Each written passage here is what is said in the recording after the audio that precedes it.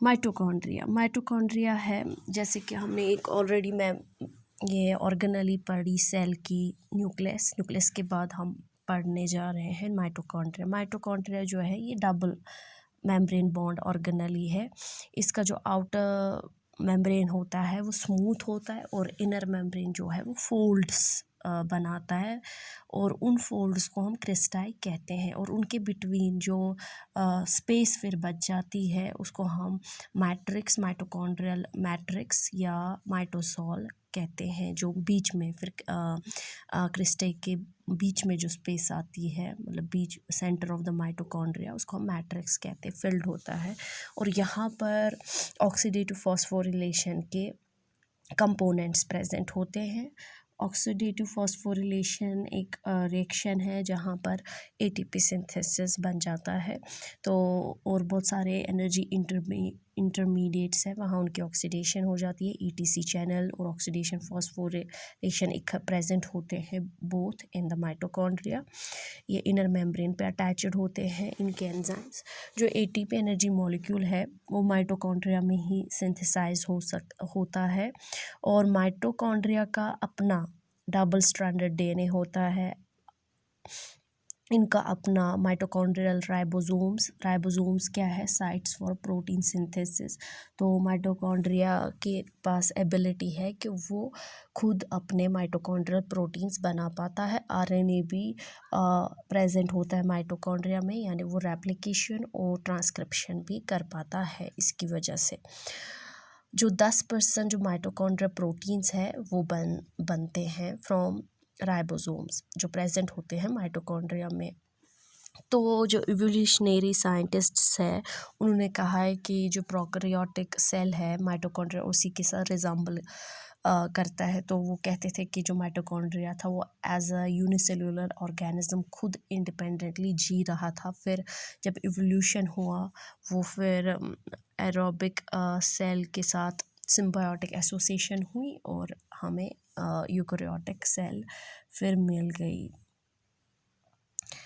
And फिर second organelle आती है एंडोप्लाज्मिक रेटिक्यूलम। जो ये एंडोप्लाज्मिक रेटिक्यूलम है ये मेम्ब्रेन एनक्लोजर स्पेसेस होते हैं, मतलब मेम्ब्रेन का ही बना है एंडोप्लाज्मिक रेटिक्यूलम। और ये फोल्ड्स में इनके बिटवीन जो है क्लोज्ड स्पेसेस प्रेजेंट होते हैं। तो एंडोप्लाज्मिक रेटिक्यूलम दो टाइप्स का है, स्मूथ एंडोप्लाज्मिक रेटिक्यूलम और रफ एंडोप्लाज्मिक रेटिक्यूलम। स्मूथ जो होता है उसमें राइबोसोम्स प्रेजेंट नहीं होते हैं और ये प्लेस है ट्राई एसाइल ग्लाइसराइड्स की सिंथेसिस की, फॉस्फोलिपिड्स की सिंथेसिस की, यहाँ तक कि स्टेरॉल्स की सिंथेसिस की यहाँ पर सिंथेसिस हो जाती है। जो रफ एंडोप्लाज्मिक रेटिकुलम इसलिए इनका नाम पड़ा है क्योंकि इनके मेम्ब्रेन पे स्मॉल राइबोसोमल यूनिट्स प्रेजेंट होते हैं। जो राइबोसोम है ये दो यूनिट्स का बना होता है, एक large unit and another small unit.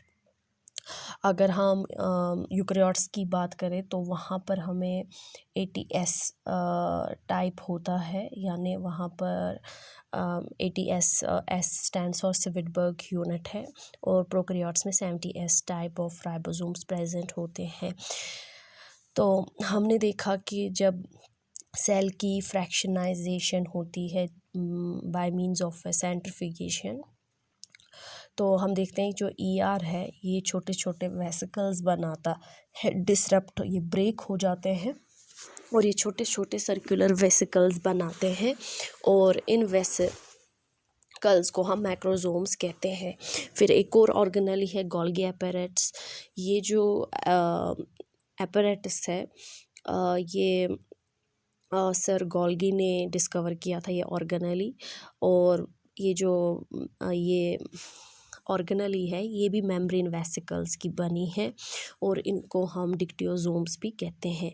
यहाँ पर जब राइबोसोम में प्रोटीन बन जाता है फिर जो प्रोटीन होता है वो गोल्गी कॉम्प्लेक्स में चला जाता है ताकि वहाँ उसकी मॉडिफिकेशन हो जाए।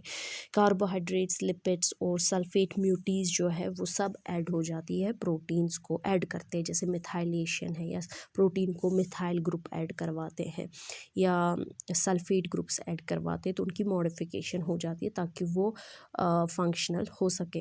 गोल्गी एपरेट्स जो है ये सिक्रीशन, बहुत सारे एंजाइम्स की सिक्रीशन, क्योंकि जो एंजाइम्स होते हैं वो प्रोटीन्स के ही बने होते हैं, तो उनकी मॉडिफिकेशन करके गोल्गी बॉडी जो है वो उसको स्क्रीट करवाता है अकॉर्डिंग टू सिग्नल्स, मतलब सेल को किस एंजाइम की ज़रूरत है उस हिसाब से एंजाइम स्क्रीट होते हैं।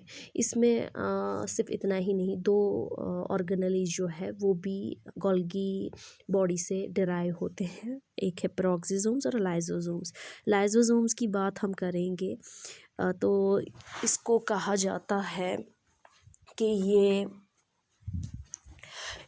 जाता है कि ये जो है ये डाइजेस्टिव ट्रैक्ट है सेल का। It is also known as a suicide bag, इसको हम सुसाइड बैग भी कहते हैं। रीज़न है कि इट इन्वॉल्व्स